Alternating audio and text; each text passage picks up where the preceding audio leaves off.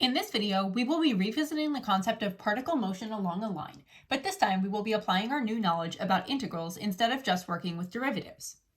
From particle motion with derivatives, which was a previous lesson in chapter 4, we know these two facts. We know that velocity, v of t, is the derivative of position, s of t, so v of t is equal to s prime of t. We also know that acceleration, a of t, is the derivative of velocity, v of t, and the second derivative of position, s of t. So a of t is equal to v prime of t, which is equal to s double prime of t. Now, when we're talking about particle motion with integrals, there are three new things that we're going to learn. First, displacement, which is the net change in position on the closed interval from a to b, is the integral of velocity on the closed interval from a to b. So if we're trying to find the displacement, it's the integral from a to b of v of t dt. The total distance traveled on the closed interval from a to b is the integral of the absolute value of the velocity on the closed interval from a to b. So total distance would be integral from a to b of the absolute value of v of t dt. Now, it's very important that you don't get these two confused, because displacement means how far are you from your starting point at a specific time, but total distance means what is the total number of miles or meters or whatever that the particle moved, or that you walked, or that someone rode their bike. Those are some examples of how we would see particle motion applied. The third important fact is that the final position of the particle at time t equals b can be found by adding the initial position, which would be the position at time t equals a, and the displacement of the particle on the closed interval from a to b. And remember, the displacement of the particle is just the integral from a to b of v of t dt. Therefore, s of b, the final position at time t equals b, can be found by adding that initial condition, s of a, plus the integral from a to b of v of t dt. And we will work with this more in other contexts in lesson 8.3. Let's practice with a graphical example. The velocity of a particle in meters per second is shown on the graph. T is measured in seconds. The first question says, what is the displacement of the particle from time t equals 0 to time t equals 10? Displacement is the integral from a to b of v of t dt without the absolute value bars. So we are looking for the integral from 0 to 10 of v of t dt. Now, this is the area between the curve of v of t and the x-axis from 0 to 10, and we do need to take into account the positive space and the negative space. So if we're just trying to find the area of this square first, we have 5 times 4, so that will be 20 units, and then we have the area of the triangle, so 2, 4, 2 times 4 is 8, divided by 2 is 4. Then to find the area of this triangle down here, the base of the triangle is 3, and the height is 2. 3 times 2 is 6, divide by 2 and you get 3. Since this area is under the x-axis, we're going to subtract that from our total area. So we will have 20 plus 4 minus 3. This is equal to 21. And then we need to think about our units. Since it's asking for displacement, displacement is going to be measured in meters or miles or kilometers or some unit of distance. So since our velocity was measured in meters per second and t is measured in seconds, we know that this is really going to be 21 meters. This means that the particle is 21 meters away from its starting point at time t equals 10. The second part says, what is the total distance traveled by the particle from time t equals 0 to time t equals 10? Now, total distance is different than displacement, because when we're talking about total distance, we need to take the integral from a to b of the absolute value of v of t dt. Therefore, the integral is going to be very, very similar. We're still taking the integral from 0 to 10, but it's going to be absolute value of v of t dt. And what does this mean when we're looking at this from a graphical context? Well, it just means that we're going to consider everything to be above the x-axis. So even if this 3 is below the x-axis, when we find our area, we will have 20 plus 4 plus 3. Because if we were to take the absolute value of this velocity function, it would make our curve look like this. It would make this triangle all be above the x-axis, which would mean that we would have positive space there again. Therefore, our answer is 27. And again, we'll be measuring this in meters because total distance, that corresponds with meters. Since the total distance traveled, 27 meters, is greater than the displacement, 21 meters, this means that at some point the particle stopped and turned around and started moving the other way because its displacement, the position that it has changed from its starting position, is less than the total distance that it traveled. So it must have traveled a little bit too far and then gone back. Let's try one more problem working with that same graph. So this is the same graph. Velocity is still in meters per second, t is still in seconds, but now the question that we're being asked is the particle starts 15 meters to the right of the origin. How far from the origin is the particle at time t equals 7 seconds? So this is where we're going to use our knowledge about final position. Final position at t equals b, so in this case at t is equal to 7, we can find that by adding the initial position at time t equals a. So the initial position in this case was 15 meters to the right of the origin. Therefore, we will say 15 plus the integral from a to b of the velocity. So the integral from a to b, in this case, a is going to be 0 and b is going to be 7 because we were starting at time t equals 0, and that's where we got the 15 from. It's starting at time t equals 0, 15 meters to the right of the origin, and we're trying to find how far it is at t equals 7 seconds. So then we simply put velocity in here, v of t dt. Now, since we have our graph right here of the velocity, we just need to find the area between the curve and the x-axis from 0 to 7.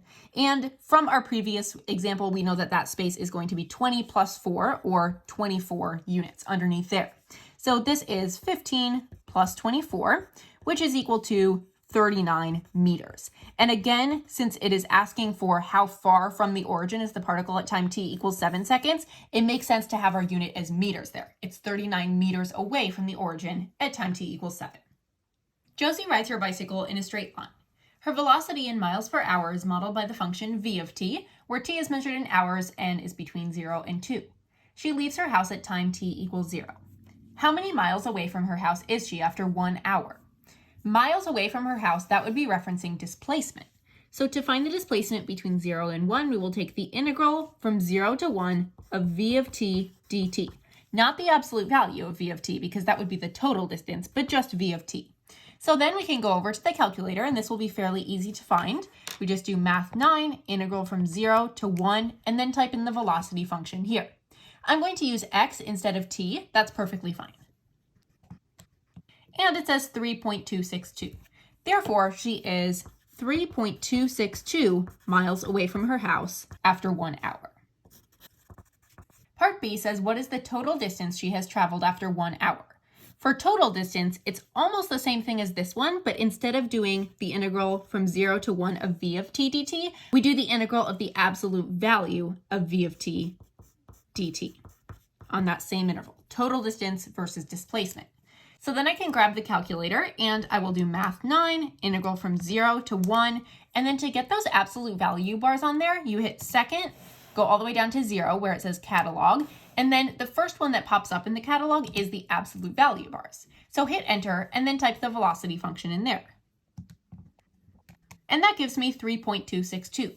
So in this case, we see 3.262 miles. That is actually the same as the displacement. So in this case, total distance and displacement were the same. This means that she was traveling only in a positive direction and not at all in a negative direction. Now, part C says how many miles has she traveled after 2 hours? So again, total miles traveled, that's a total distance question. So we'll take the integral from 0 to 2 of the absolute value of v of t dt, because that's referencing total distance. And then we're going to do a shortcut here because I don't want to retype that entire velocity function. I'm going to go up to my previous function that I had typed, hit enter, and then all that I changed here was I made this a 2 instead of a 1. So I'm just going to go over to the upper bound here and I'm going to replace the 1 with a 2. Hit enter and it will give you your value, 8.815. And our unit is miles. There's the answer. A particle starts at the origin and moves along the x-axis. Its velocity in meters per second is given by v of t is equal to 2t squared minus 4t minus 6. What is the total distance traveled by the particle from t equals 0 to t equals 4? In order to find total distance traveled, we are going to need to take the integral of the absolute value of v of t, the velocity. So integral of the absolute value v of t dt, and we are going from time t equals 0 to time t equals 4. Now this is a non-calculator problem, so we're going to have to work this out manually. We're still looking for 0 to 4, but then for our velocity function, we will plug in absolute value of 2t squared minus 4t minus 6. Now, this is a little bit of a problem because we don't know when this function inside here is positive or negative. So when we would need to make the function positive if it were already negative, because we're looking for absolute value, total distance. Therefore, I'm going to sketch out this graph so that I can visualize it better. So first I want to find where is the graph going to intersect the x-axis. So if I set that equal to 0, and then I can factor out a 2, so t squared minus 2t minus 3 is equal to 0, and then factor that, so t minus 3 and t plus 1. This means that it's intersecting the x-axis at t is equal to 3 and t is equal to negative 1. So then at negative 1 on my graph and at 1, 2, 3, I will plot those.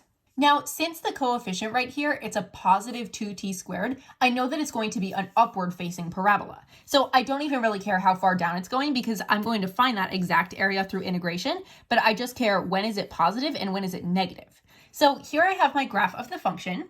Now, since I'm trying to only find the total distance traveled by the particle from t equals 0 to time t equals 4, I don't care about anything that is less than 0. I'm only looking for the window from time t equals 0 to time t equals 4, right there. So this is the window that I am looking for. Now, since I am only looking for the absolute value of this means that this section of the graph, we're going to have to flip that up over the x-axis. So I'm actually going to do that through integration. So the area under that curve from 0 to 3, but I don't want the area under this specific curve. I want the area of this curve reflected over the x-axis. So what I'm going to do is I'm going to put a negative out front, and then I have negative 2t squared minus 4t minus 6 dt. And then this function right in here, this function really represents if you were to flip this parabola over the x-axis. And then that's going to give me positive area because I'm only looking for the positive area because I'm looking for absolute value of v of t dt. That shaded area is what I am looking for. So I have this integral from 0 to 3, and then I need to add the space that I accumulated from 3 to 4. 3 to 4, that's just the regular function. So 2t squared minus 4t minus 6 dt. And now I just need to go through and use the fundamental theorem of calculus to evaluate all of this. So that's what I'm going to do. If you want to review that, I do have a separate video on that topic.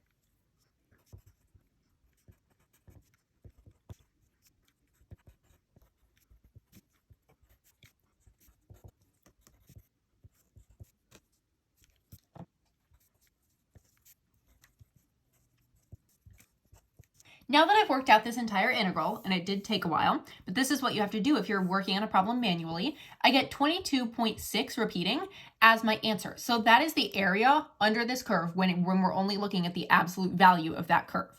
Now I need a unit here. Since we're talking about meters per second and this was asking for total distance, it will really be 22.6 repeating meters.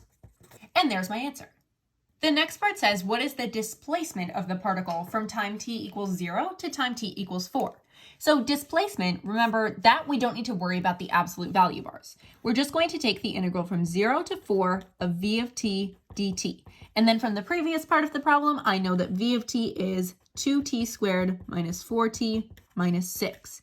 So dt from 0 to 4. And then we just use our manual integration skills. So find the antiderivative of this in here. That's 2t cubed over 3 minus 4t squared over 2 minus 6t, evaluated at 0 and 4. And then we go through and plug in 4 and then subtract plugging in 0. And the plugging in 0, that's just going to be 0 because if we plug in 0 for everything here, that produces 0. This is negative 13.3 repeating. Now you might think that's a little weird that we would get a negative number if we're talking about meters, like it traveled negative meters. In this case, that actually makes sense because it's talking about displacement of the particle. And displacement is just the distance from the starting point. So this must mean that the particle was moving either left or down, so in a negative direction, and it's this many meters left or down from the starting point. For t being greater than or equal to 0, a particle moves along the x-axis. The velocity of the particle at time t is given by v of t is equal to this function. The particle is at position x equals 2 at time t equals 4. Part C says find the position of the particle at time t equals 0. Here we're going to need to use our equation for final position. So the position of the particle at time t equals 0, which we will call x of 0, it could also be s of 0, s can also represent position, that's going to be equal to our initial condition. It says the particle is at position x equals 2 at time t equals 4. So x of 4, the position at time t equals 4, plus the integral from 4 to 0, because the 4 goes here. That number corresponds with this number, and then this number corresponds with that one over here, of the velocity. So of v of t dt. Now we're going to plug in a few more things. So x of 0, the position of the particle at time t equals 0, we know that the position at t is equal to 4 is going to be 2. So we have 2 plus the integral from 4 to 0 of v of t dt. And you might be thinking, oh, well, that's a problem because our lower limit is on top. However, this formula actually takes into account that, so we don't need to worry about that. We don't need to switch it around. All I'm going to do is grab the graphing calculator and plug this into the graphing calculator. So we have 2 plus the integral, so hit math 9, from 4 to 0. And then here I'm going to enter my velocity function. And it says negative 3.815. So I will write down negative 3.815. Since they didn't give me any units here, that's just going to be my answer. There's no meters or there's no kilometers or anything like that. Then for part D, it says find the total distance the particle travels from time t equals 0 to time t equals 3. Remember, total distance is different than displacement. For total distance, we're going from time t equals 0 to time t equals 3. We need to take the absolute value of the velocity. So absolute value of v of t dt, taking the integral of that. And then we just grab the graphing calculator again. We're going to do another integral, so math 9. This time we're going from 0 to 3. And then to get the absolute value bars in here, you'll hit second, and then it says catalog right above the 0 on this calculator. Once you hit the catalog, then hit the first one for absolute value bars, and then type in the velocity function. This is the total distance the particle travels from time t equals 0 to time t equals 3, 5.301. Again, no units, so that's our answer. If you're ever getting a negative number for total distance traveled, you should stop and try again, because when you're taking the integral of a function that is only positive, you're only going to get positive space. So if you ever get a negative number for total distance traveled, check your answer. A car travels on a straight track. During the time interval from 0 to 60 seconds, the car's velocity v measured in feet per second and acceleration measured in feet per second are continuous functions. The table above shows selected values of these functions. We're only going to do part A and B. Part A says, using appropriate units, explain the meaning of the integral from 30 to 60 of the absolute value of v of t dt in terms of the car's motion. We're actually going to skip this part, the approximating it using a trapezoidal approximation, because that's from a separate video, and right now I just want to focus on the particle motion that we're learning right now. If you want to review how to do that, though, I have a separate video on Riemann sums. So what does this really mean? We have the integral from 30 to 60 and then the absolute value of v of t dt. When we see the integral of the absolute value of v of t dt, that's an indicator that we are talking about total distance. So this really means the total distance that the car traveled from t is equal to 30 to t is equal to 60.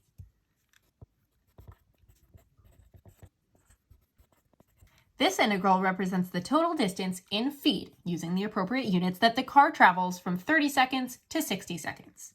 Part B says, using appropriate units, explain the meaning of the integral from 0 to 30 of a of t dt in terms of the car's motion. And then we need to find the exact value of the integral from 0 to 30 of a of t dt. I'm actually going to do the second part first because I think that's going to help us conceptualize this a little bit better. Find the exact value of the integral from 0 to 30 of a of t dt. Since we know that acceleration is the derivative of velocity, I'm going to rewrite this as the integral from 0 to 30 of v prime of t dt.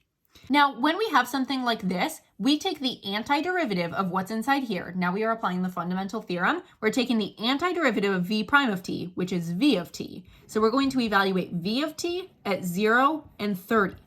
And then we take v of 30 minus v of 0. And the table gives us that information.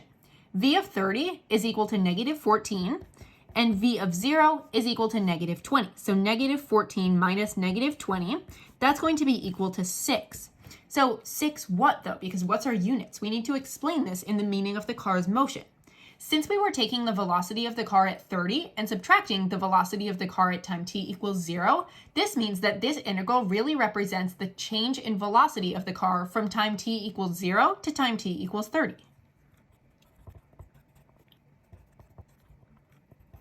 The integral from 0 to 30 of a of t dt represents the change in the car's velocity in feet per second, so velocity is in feet per second, from 0 seconds to 30 seconds. And notice that I did include appropriate units down there. A good strategy for free response questions like this, like I just used, if you're ever not sure about explaining the meaning of something, try doing the other portion first because that can really help you. Because once I saw this, I immediately knew that it was change in velocity, but that can be hard to conceptualize when you're just looking at an integral.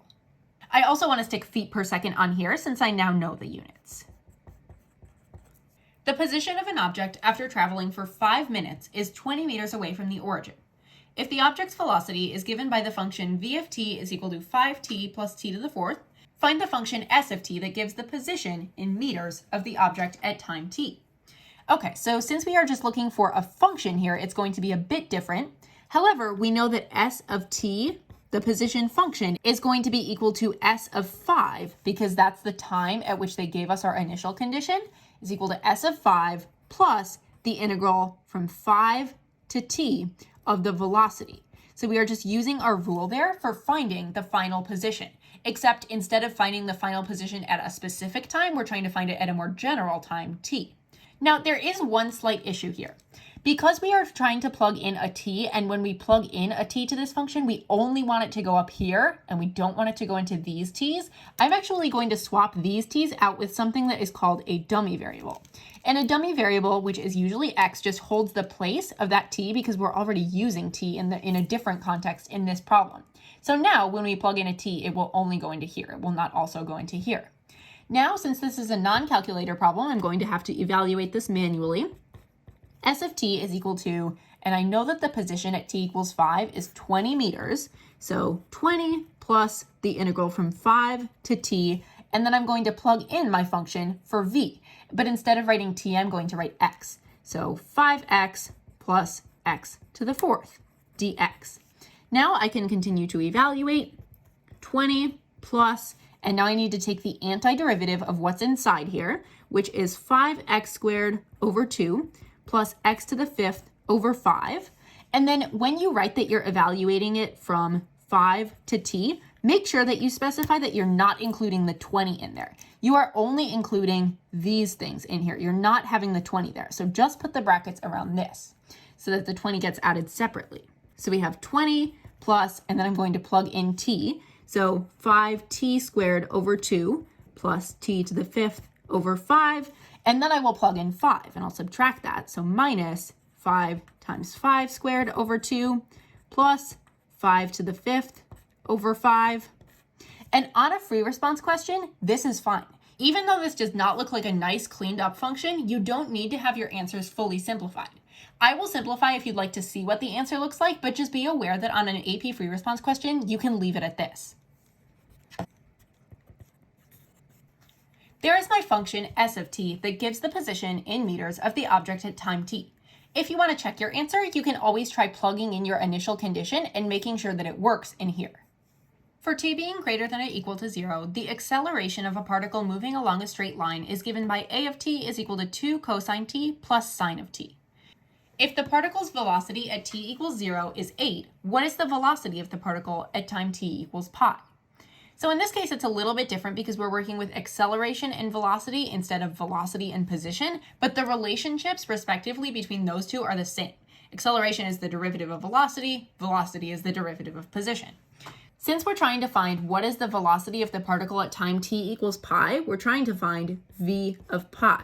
So v of pi is going to be equal to v of 0, they gave us that, the particle's velocity at time t equals 0 is 8, plus the integral from 0 to pi, and we plug in those numbers, the pi goes up here, the 0 goes down there, of the acceleration, so of a of t dt. Now, since we're evaluating this manually, I will have to copy over what a of t actually is and then solve. So v of pi is equal to, we know that v of 0 is 8, so 8 plus the integral from 0 to pi of 2 cosine of t plus the sine of t dt. And then we can continue to evaluate. So 8 plus, and then we need to find the antiderivative of everything inside there. So that's going to be 2 sine of t minus the cosine of t, evaluated at 0 and pi. And then we just start plugging stuff in. So first we plug in pi, so 2 times the sine of pi minus the cosine of pi minus 2 times the sine of 0 minus the cosine of 0. And normally when I have a 0 here, I just don't even worry about that and I just put 0. However, since the cosine of 0 is some value and not 0, I do need to actually plug it in.